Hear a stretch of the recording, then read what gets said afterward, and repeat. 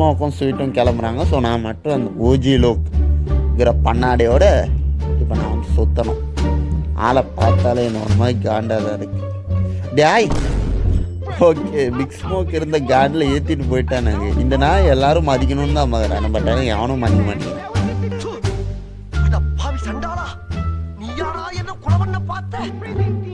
முதல்ல இங்கே ஒரு ஆளே இல்லை, அது வேற ஒரு பிரச்சனை.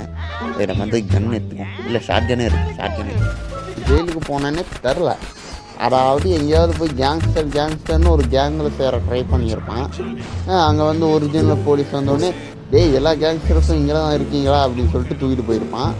நடுவில் இவனும் டேய் நானும் கேங்ஸ்டர் தானான்னு ஏறி இருப்பான் போல இருக்கு.